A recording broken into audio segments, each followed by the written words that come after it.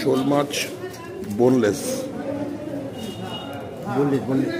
Boneless শোল মাছ boneless করা হবে, ছাল চামড়া বার করা হচ্ছে।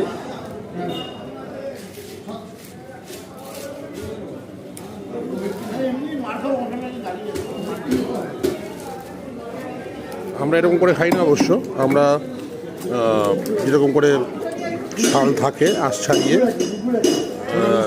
করে খাই। এটা হচ্ছে অনেকেই এইভাবে খায় শোল মাছ, জাস্ট বোনলেস করে 12 পিস।